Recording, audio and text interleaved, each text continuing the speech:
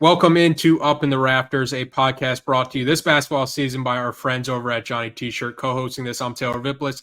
This year, I'm joined by national champion, the most outstanding player of the Final Four, and a Carolina basketball legend in every sense of the word, the ACC Network's Joel Berry. Joel, Carolina loses in the ACC championship game to NC State, but they beat Florida State in the quarterfinal. They beat Pitt in the semifinal. What were your biggest takeaways from the week in D.C. when it comes to UNC? First off, man, how you feeling? Last time I last time I saw you, you was hurting. I think we were all hurting, man. Seeing that red confetti fall on the floor, and shout out a lot of people in DC. I will say what made it a really fun weekend is a lot of people came up to me and was like, "Hey, I love the podcast you and Joel do." Yeah. One of the guys I was getting ready to film my post NC State video, and some guy came up to me and he was like, "Hey man, I just want to say I love what you do at Inside Carolina, and I'm thinking of you because I know how much this is gonna suck talking about this." I could tell by the way you were setting up your equipment. You were like, "This is the last thing I want to do." So I had to check on you, man, before I got started. So, but no, man, it was we're on to the tournament. Okay, and it's sunny in Miami, so Yeah. you're all good. Just had to check, but no, man, I thought it was fun. The ACC tournament was great. I think just regardless of it being NC State, just to see them put themselves in rare company was exciting to see. 5 games in 5 days, very impressive. And they just had it going. But I think for Carolina, it was it's one of those things, man. You just got to tip your hat sometimes to a team that's playing really well. NC State came in, knew their season was on the line, and they just got it done.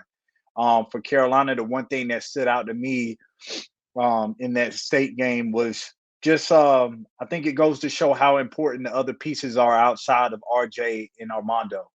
I think Harrison Ingram and Cormac Ryan are very essential pieces that have to be productive and effective on the offensive end for Carolina to be good. And I just think the lack of those two guys in their scoring offensively hurt them in that championship game. But overall, outside of that, I was very impressed in the first 2 games that Carolina played. Just really put FSU out of their misery from start to finish. And then against a Pitt team that tries to kind of punk you in a way, it brings that physicality. I thought that Carolina matched that really well. And like I said, you got to tip your hat sometimes to a team that's playing really well. And NC State came in, they did what they needed to do. They controlled the pace of the game. They made shots and they got after it defensively, and they just were hot. And sometimes that's all it takes. Objectively, the college basketball fan in me, DJ Burns, great story. DJ Horn, great player. When those two have it going on like they did Saturday night, it is a really fun team to watch. It's just more so the Carolina alum in me going into that game. I have to kind of sympathize with the North Carolina basketball team because NC State kind of came out and punched them in the mouth right away. And it felt like North Carolina was waiting for NC State to kind of get tired legs and kind of fall off, or North Carolina to make a run and State would just lay down and quit. But from the jump, you could tell that was really never going to happen. But where I have to sympathize with them is North Carolina probably came in with that mindset. And I had a similar mindset when I was going into that game. Carolina was a 10.5-point favorite. Yeah, I turned to somebody with 4 minutes left when Carolina was down 10 or 11. And I was like, if I'm being honest, I never even considered this as a possibility.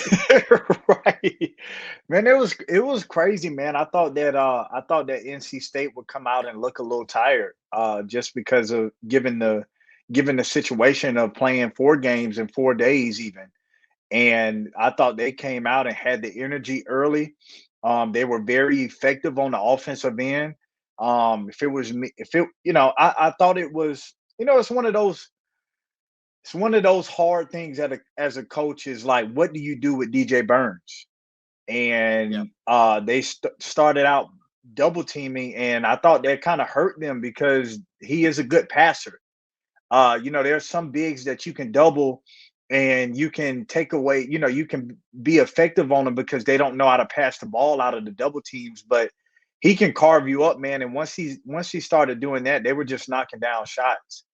So I wasn't expecting for them to have a complete game like they did. Like I thought they really came out well and played from the jump. But Carolina, they to beat a team like Carolina, you got to play damn near a perfect game, and they did that in a sense where they were just knocking down shots and really being effective on the offensive end.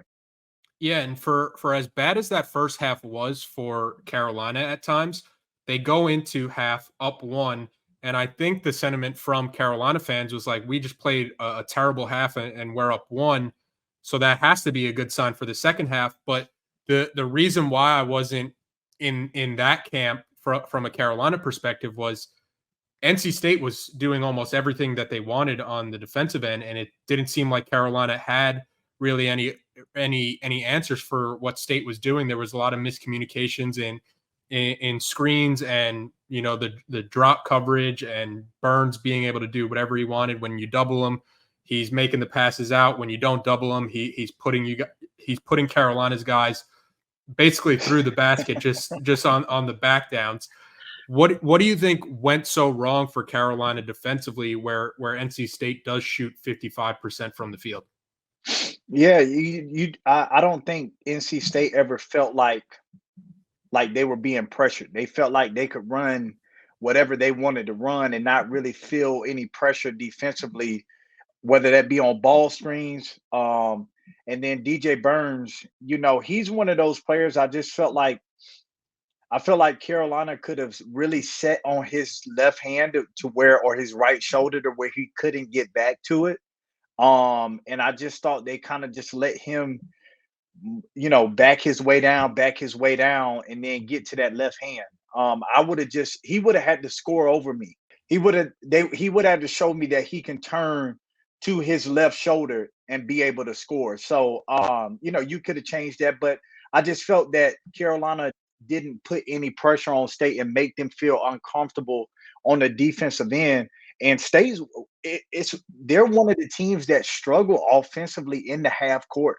And I just thought that they looked really good in the half court. So that lack of pressure defensively from Carolina, just State didn't feel like they were being forced out of what they wanted to do. They felt like they could run whatever they wanted to run. And then we mentioned offensively for this North Carolina team. Real it's been a problem at times this season where the offense gets like dragged into the mud. And then when you have Elliot Cadeau, you have Harrison Ingram, and you have Cormac Ryan combined 27% from the field, it's going to be tough for North Carolina. Why do you think this team did look so out of sync collectively in the second half offensively, to where it felt like a lot of their offense was, hey, we're going to give the ball to RJ Davis, and we're going to see if he can kind of save us, because we really don't have any other answers right now. Yeah, it's one of those things where I think it's nothing complex to it. I was just looking back at the game, and I really think that they had the shots that they wanted. When I look back, Cormac had some wide open opportunities. Harrison Ingram had some wide open opportunity. And like when I'm talking about wide open, like I'm talking about no closeout.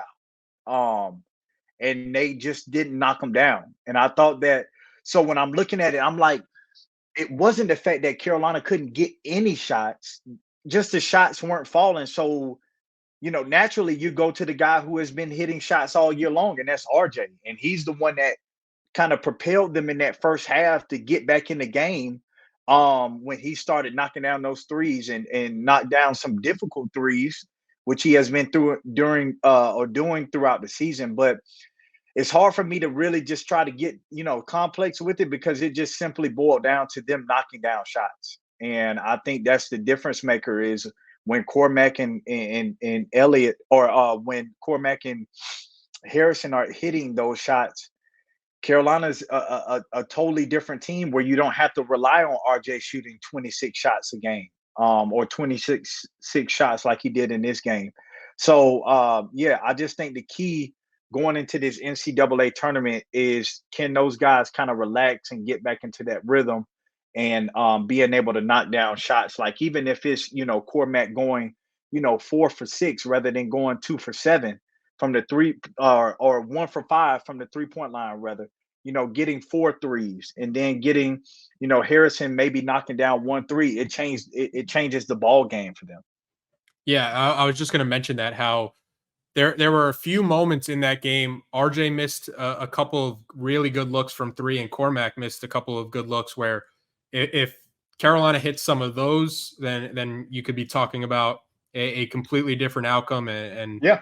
kind of shifting the momentum in a building that, when NC State was making a run, it was loud for NC State, but overall that was still like a 75-25 crowd in favor of Oh Carolina. yeah.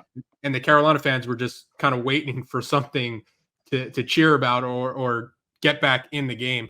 One thing I want to talk about from the NC State game, and maybe if Carolina can employ it in some of their tournament games, it felt like with how, people thought 5 games in 5 days would be kind of difficult for NC State. One of the things that I think really worked for Carolina late, trying to get back into the game, is deploying the full court pressure, because you were speeding up NC State. They were making a lot of mistakes. Do you think the full court press for Carolina can not only be used in spots, but for longer periods of time, to try to get teams to speed up, to try to get Carolina out in transition?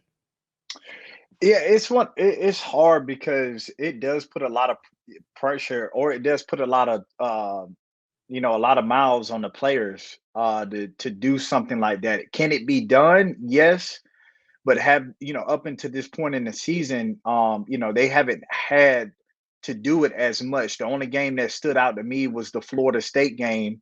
And I'm trying to think some other games where they were just trying to change the pace of the game. I think Georgia Tech was another game they tried to do it a little bit just to try to change something up. I think it's good to have in the bag. They probably could have implemented it a little earlier in the game, or in the second half, just to kind of, you got an NC State team that's already tired, speed them up and really get them tired. You know what I'm saying? I think that could have been something that could have been the game plan, is, hey, let's attack those legs a little bit earlier to see what they can do. So I thought that's something that they could have done, but I think it's good to have in the bag, especially when you talk about going into the tournament. But it could have been something that could have been implemented uh, in earlier in the second half, to just try to get them tired a little bit earlier.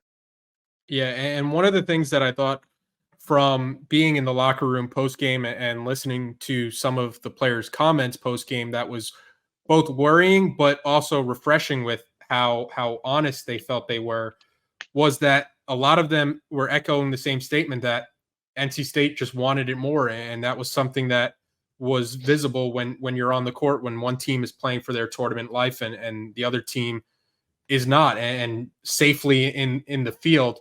And I thought that was a bit contrasting from the game against Pitt, where all the players were like, this player was on all ACC, that's why I was coming out attacking, or this player was the sixth man of the year, and I wanted to show Right. why I think I should be the sixth man of the year. So is it concerning a bit to kind of hear that NC State players were just outworking Carolina, or is that just something you kind of say after a game you lose, and you don't really have too many answers? Yeah, I think that's just like a cliche saying that they wanted it more. I don't think another team wants it more. I just think they come out and they're playing a little bit harder. They're controlling the controllables, and playing hard is something that you can control no matter what the circumstances are. And that's interesting to hear that they wanted it more, because you're competing for a championship. If we look back to Duke, all the guys are saying, no, we don't want to share. We don't want to share the title. We want it outright. So what's the difference between that game and this game where you get a chance to look back and say we won a conference tournament, ACC tournament? There's no difference in that. When a championship is on the line, you come out and compete regardless of what the circumstances are. So I just think, that's just a saying that that when you don't have the answers, and you really don't you really don't know what the problem really was, that's kind of something you resort to. So I just think that's that's an excuse. You don't, in a championship game, you got to bring it no matter what. And I just thought that NC State just, they caught lightning in a bottle, and they kind of knew what was on the line, and they just came out and they really fought for it. And it showed. And it could have been a little bit of, for Carolina, hey, we already beat State twice, we probably have them a third time, and that's the wrong mentality you want to come out and out of the tunnel with, because every game is different and every situation is different. And now you ran into a situation where a team like NC State just got hot and they were on a roll. Yeah, not only did NC State get hot, but it seemed like every break and every play that they had to make wound up going in their way, and they made it. Yeah. You look, they're trailing to Louisville in the first game of the tournament. They are down 6 with like 45 seconds to Virginia, and then North Carolina is up 1 at halftime. That's a game that you would assume North Carolina puts away more often than not for that championship. But a quick break so I can remind everybody about our friends over at Johnny T-Shirt. If you're going to be in Chapel Hill, you could visit Johnny T-Shirt on Franklin Street. If not, no worries. You could go online to johnnytshirt.com. They have everything that the Carolina fan could possibly want: the hats, the T-shirts, the jerseys, you name it, they've got it. It's great people, great customer service. And don't forget, Inside Carolina premium subscribers save 10% off their orders. Moving our attention to the NCAA Tournament, Selection Sunday just passed. UNC gets the 1 seed in the West region. There was some debate whether or not Carolina would hold on to that 1 seed. It was the initial conversation was Tennessee or North Carolina. Then Tennessee loses, so it was North Carolina or Arizona. Then Arizona loses, and then Carolina loses, and then all of a sudden Iowa State starts popping up out of nowhere for some of the bracketologists. But Carolina does hold on to the 1 seed in the West region. When you were playing, how important was it for your teams to get that 1 seed and kind of control either where you're going or have an easier path to get to the championship? Yeah, it is. You do want the 1 seed because you kind of control where you are going. Like we played in South Carolina. It felt like a home game for us in both of our first 2 games. Even though we almost lost our second game, the basketball guys were on our side against Arkansas back in 2017. So, but you get a chance to be a little bit closer. And that first game, you can kind of, there have been 1 seeds that went down in the past, couple of years. But, historically, the 1 seed has always beat the 16 seed. And so you kind of get a fill-in game to get everything going, and get yourself prepared and settled.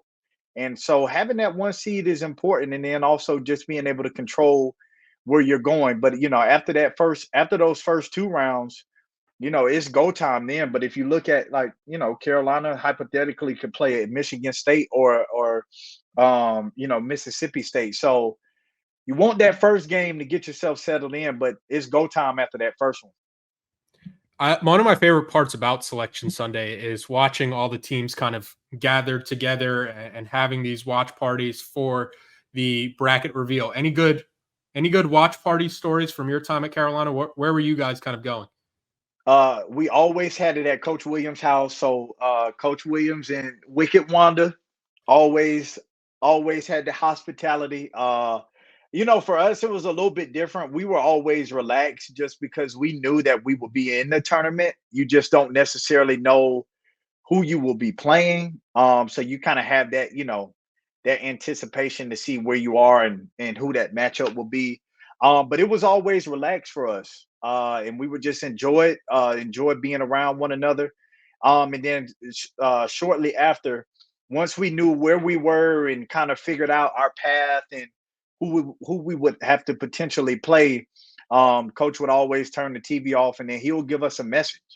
And it was always, starting at the first practice every single year, he always said that our we always had a chance to win a national championship. The talent, the guys that were in that circle, we had the talent to be able to win the national championship. And that was always the goal, because it helped us keep one thing in mind throughout the season. And so we would talk about that and then we would just get ready to go. So nothing special. But I think being at Coach Williams' house with all the memorabilia around and everything that he went through, I think it gave us a motivation to see like what coach has done and what we could potentially do. And we wanted to be a part of his legacy and a part of all that greatness that was hanging up on his walls and sitting on his tables. Speaking of Roy, I saw him at the ACC tournament. Retirement looks great on him. It does.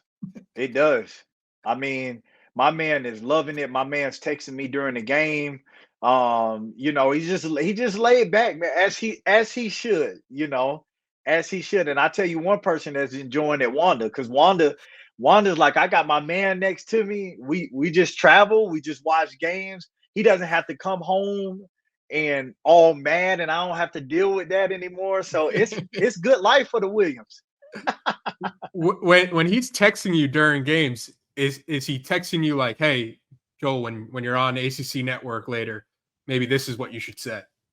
No, I sent him a video of my golf swing and asked how it looked. What was his analysis?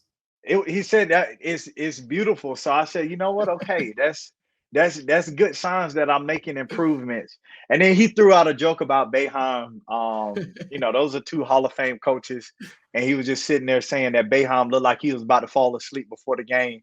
So we got to keep Coach Boeheim up over there. We got to tap him. We got to talk to him. Keep his juices flowing so he doesn't fall asleep. Hey man, those 8:30 starts. We might need to move that up on championship Saturday. We do, and we got 2 overtimes. So it was like we got out of there like 1 o'clock and then get to bed at 2 o'clock, and they had to be right back at the gym. Oh Boeheim man, was struggling a little bit. From DC to now North Carolina is playing in Charlotte. UNC 12-1 all time in the Queen City in the NCAA tournament. You mentioned playing in South Carolina for an NCAA tournament. What kind of advantage does that give UNC? Where first off, you're playing a 16 seed, but then in that trickier 1-8 matchup or the 1-9 matchup, you're going to be playing in front of what should be 90% of your fans. Yeah, that like it's valuable to be in front of your fans, and have it to where it feels like a home game. Sometimes in the midst of the downtimes in the game, you can have that energy behind you and the crowd getting loud, and being able to will you to be able to make a change. So that's valuable. With the tournament, man, it's really about just finding a way, and then also being able to, the best teams uh that really have success are the ones who are able to move from game to game and really dissect the scouting report and be able to adjust quickly. And that's what it's really about. Like that 16, that going against that 16 seed, now you're going against an 8 or 9 seed. That's a jump in competition. So the one thing you don't want to do is get into that first game and play down to your competition. You want to keep it going because you have a short turnaround on a Thursday, Saturday, Friday, Sunday, and that competition level steps up. So for that's why I said it's important to be able to go into that first game with the mindset that we're trying to play like we're playing in the second game, because you just don't want to get lulled into playing down to your competition and then all of a sudden you have to rev it up. So, but being able to play Charlotte, you don't have to travel as far, and you can play right in your backyard where you can have the fans right behind you. With the 16 and then the 8-9, what are the practices and the preparations like for each game when Carolina doesn't know its opponent for Thursday's game yet until Wagner and Howard play, and then you have a quick turnaround for a Saturday game against either a pretty good Mississippi State team or a pretty good Michigan State team? What are the practices kind of like? Yeah, the practices are. I think the best thing that you can do throughout the NCAA tournament is work on your strengths, um, and do it to the best of your ability consistently throughout the game. Because if you get caught up in uh, trying to figure out every single thing that the opponent is doing, then you're taking away from what it is that you're doing. And with these short turnarounds, there's no way to 100% scout a team. And I think that's the problem that you run into, is that you don't have much time to scout these teams. So it's more about, okay, what is it that we want to do? And you have to focus on your principles and what in your concepts, and do that as best as you can. So I think a lot of these teams are trying to, you have a barometer of what it is that you do and that you've done well throughout the season. It's let's look at tape and let's see how we can clean those things up. It's just not enough time to be able to scout these other teams. They're like three or four things that you can focus on. One of those is making sure that you're locking in on the guys who could potentially hurt you, the guys that are at the top of the scouting report. But from there, you really just want to focus on your strengths, and try to do those as often as possible throughout the game.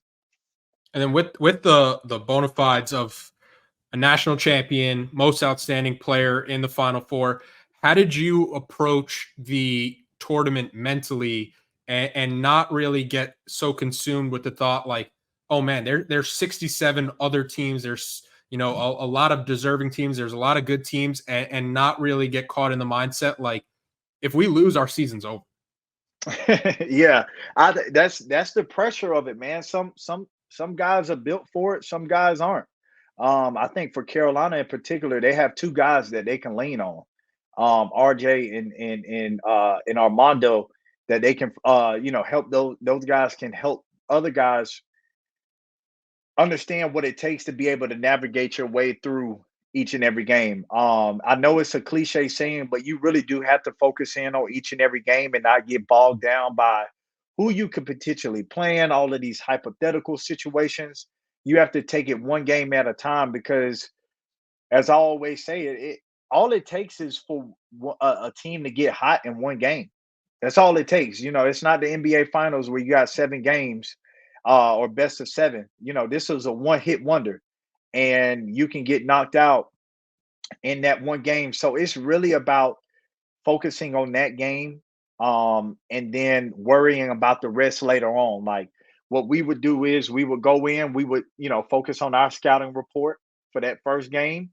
Bam, we throw that behind us after we get that game out of the way, and then that night at snack and dinner, or at dinner, no, we would do dinner and then we would come back for snack, because the coaches had to get some time to prepare for that next opponent.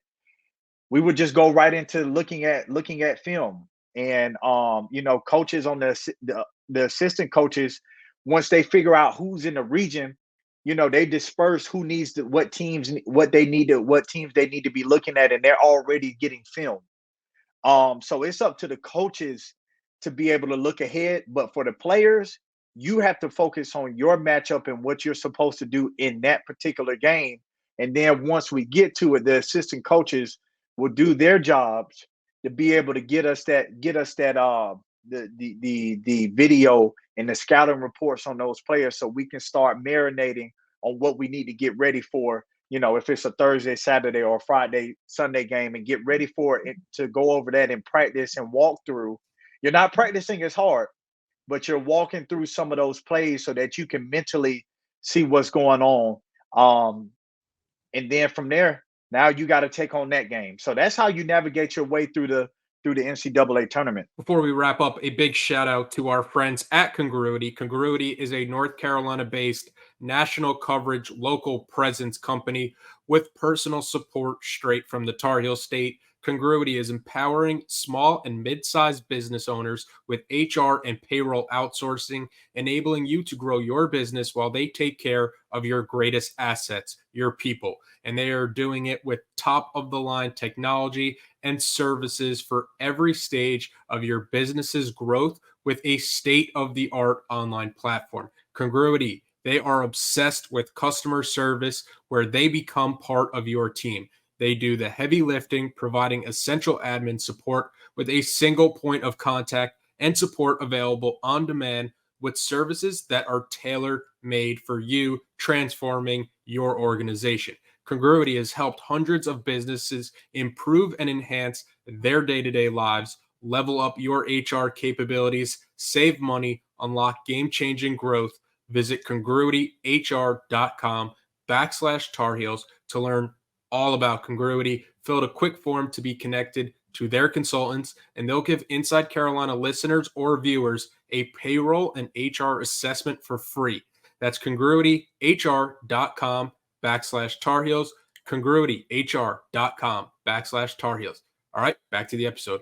Hubert Davis echoed a similar sentiment in a press conference in the lead up to the tournament games this week, where he was basically describing it as like, we're playing a 4-team tournament in Charlotte. We win that. We're playing a 4-team tournament in LA. We win that. We're playing a 4-team tournament in Phoenix, and trying to, simplify it to where, North Carolina doesn't have to play every 1 seed in this tournament. North Carolina doesn't have to play every 2 seed in this tournament. And not really thinking of it as what's down the road for you, and more focusing on what's in front of you. But for us, we don't have to take that 1 game mentality. So before we get started this weekend, I just want to ask you, the Elite 8 matchup, North Carolina, Arizona, the Caleb Love reunion, how badly do you want to see that matchup?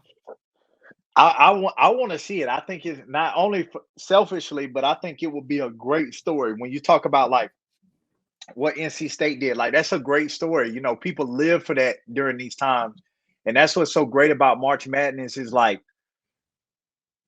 usually if you're a fan of a team, you usually focus on that team, or if you're a fan of a conference, you focus on that one particular conference. What's so great about March Madness is that you get to hear all of these stories about what's been going on through the season, what these teams have been dealing with, what's going on. Like, this would just add to it. Like, think about that. You got two players that played with one another on the same team win ACC Player of the Year and Pac-12 Player of the Year. You got not only that, both of these guys took your team to the national championship, 15 minutes away from winning the national championship. I think it's the story that college basketball needs. And I would pay money, and I would, want to go see that game. I don't know if that will happen, but I would love to go. I would love to see this. That would be one hell of a matchup. Not only just those 2 players, those are 2 teams that are really good. So it could potentially happen. And like I said, if that story is, if it's there, it will be one heck of a story that college basketball and the NCAA tournament needs. Yeah, the committee takes some flack at times in terms of what teams get in and what teams get left out, and what they're looking at and what they aren't looking at and what's important. But nobody could say that they don't know what the best storylines are, because this is something that I think people have been calling for the entire season. They knew it was going on. Yeah. The second they're like, oh, North Carolina's a 1, Arizona's a 2. Perfect. They're going to be in the same bracket. But a lot of good stories, and looking forward to the games. North Carolina in action March 21st, the Thursday 2:45 tip against Howard or Wagner on CBS. Joel, appreciate the time as always, and appreciate everybody watching and listening. Yes, sir. Let's see if our brackets can stand up this weekend, because I don't think so. But go Heels. We should put out a bracket challenge. We'll create a bracket challenge, and everybody who listens to this podcast can join it.